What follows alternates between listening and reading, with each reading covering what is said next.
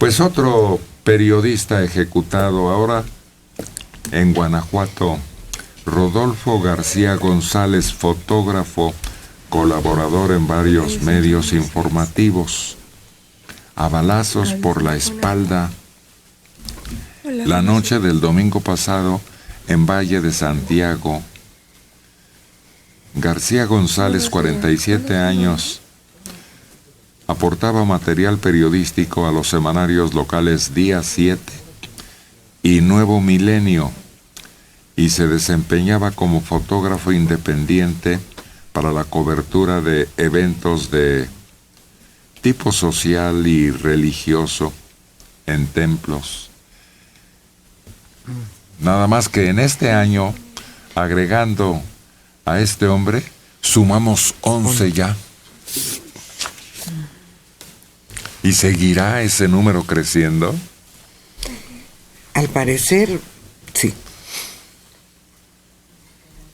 Sí, a alguien no le gusta lo que hacen algunos reporteros y algunos fotógrafos, pero habría que analizar qué fotografías tomó en las últimas semanas que provocaron este hecho.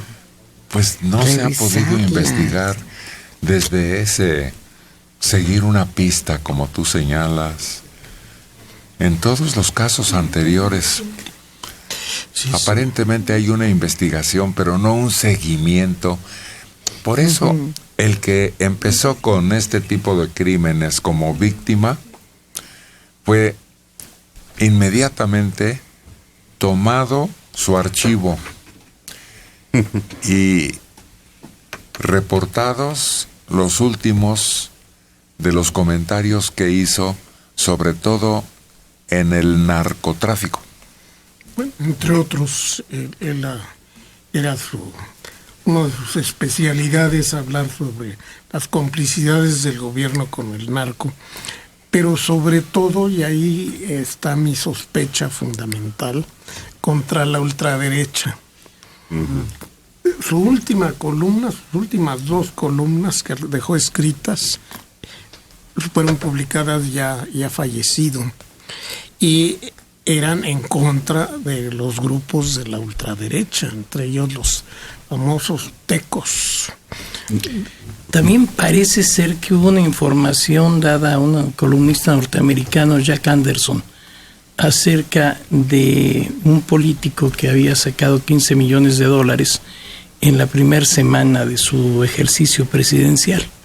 Creo que también algo había tenido que ver. Puede ser, pero él lo reporta de rebote, ¿no? Él lo menciona en alguna de las columnas. Y entonces, quién sabe.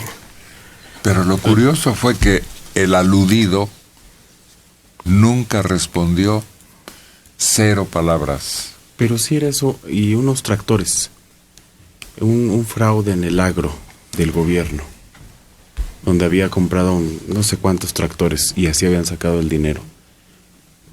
En lugar de producirlos en México, se preguntaba él por qué los fuimos a comprar a Estados Unidos y daba los nombres y apellidos de todo eso. Y es curioso porque ahora ese caso le viene a pegar al director de la compañía de luz. Él era el jefe en ese momento. El asesino era su sub. Pero el que jaló el gatillo fue su guardaespaldas.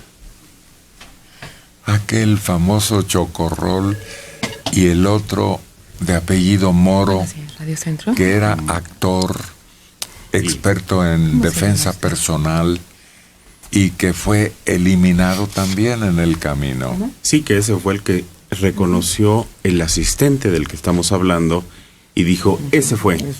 Y lo agarraron. Dijo, no, yo solo manejé la motocicleta. Dijo, yo no tengo nada que ver. Y bueno, hasta ahí llegó porque dijo el que jaló el gatillo fue el Chocorrol y el Chocorrol ya había sido desaparecido una semana antes, unos días antes.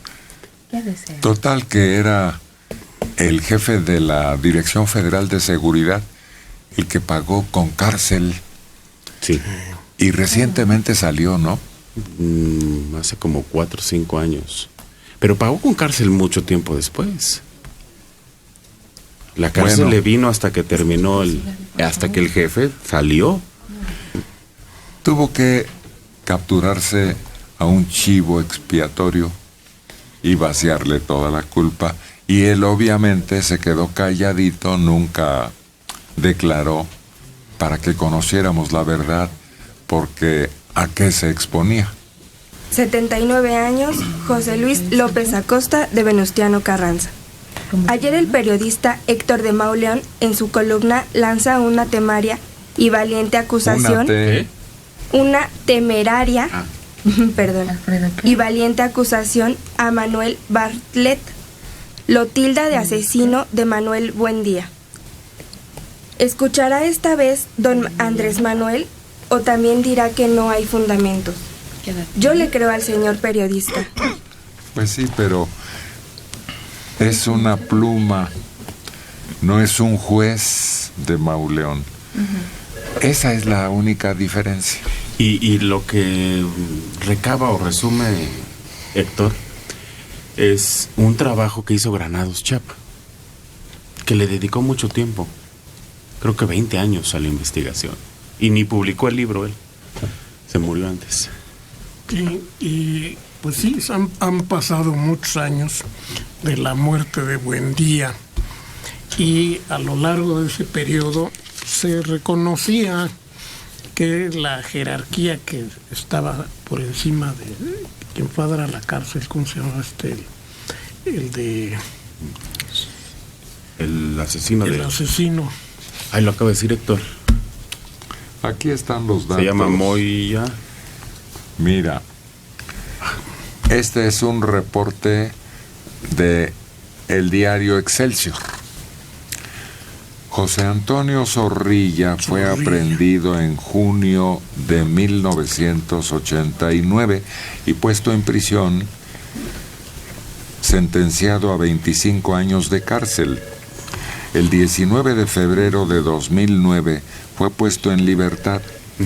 Cumplió 19 en la condena. Fue acusado de mandar asesinar al columnista Manuel Buendía el 30 de mayo de 1984. Ese día, cuando el periodista salió de su oficina, iba al estacionamiento y entonces Rafael Moro Ávila le disparó en 5 ocasiones por la espalda, luego de sujetarlo violentamente de la gabardina. Se determinó que José Antonio Zorrilla Pérez era el autor intelectual de la muerte de Manuel Buendía. Sí, y encima de él había una jerarquía, incluía a Bartlett y desde luego a Miguel de la Madrid, que era el más afectado muchas veces por las denuncias de Manuel Buendía. Y solo hasta ahora, muchos años después, que Bartlett va a tener acceso a un puesto importante, pues surgen esas acusaciones de las cuales no se oyó nada en todo ese periodo. El otro periodo. No es que se pudieran oír. Si estaba en la oposición, Bartlett, muy bien podía el gobierno acusarlo de eso y no lo hizo. Desde el asesinato del autor de Red Privada, el número de homicidios, atentados y agravios a periodistas ha aumentado de manera alarmante, al grado de que hoy se ubica a México como el segundo país donde se cometen más actos contra el ejercicio periodístico. Esa es la conclusión, pero tiene tanto tiempo ya este hecho y fue tan relevante en su tiempo que ya existen nuevas generaciones con otros acontecimientos más recientes. O sea que se deja al olvido. Y es que eso es lo que no deberíamos. Nadie lo está acusando, nada más estamos recordando que él era secretario de Gobernación cuando Zorrilla era su subalterno de la Dirección de Seguridad y cuando Moro Ávila era su chofer y su guardaespaldas. Eso es lo único que estamos poniendo ahí. Nadie le está diciendo que él lo mandó matar. Yo no, ni siquiera lo sé. Y no se podía decir, era otro tipo de periodismo, era otro tipo de cultura. Bartlett fue secretario de Educación después de ser secretario de Gobernación. Fue gobernador de un estado después de ser secretario de Educación y secretario de Gobernación. Entonces, siguió siendo un hombre poderoso. Mario, tenía superiores y en todo caso les hubiera alcanzado la culpabilidad, lo que no ocurrió. Hubo un asesinato en Guadalajara de los más prominentes. Un elevado ministro de culto fue asesinado.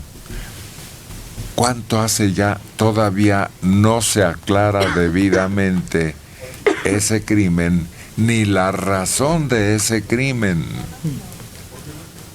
Lo dejan al olvido. Y pasa el tiempo y resulta que ya solo es una efemérides más. No, y muchos, por ejemplo, también se acuerdan de José Manuel Nava, el director de Excelsior, que también fue asesinado en condiciones muy misteriosas, fue apuñalado, me acuerdo. Entre otros, ha habido muchos periodistas muy importantes que nunca se ha esclarecido, desgraciadamente, los motivos de sus asesinatos.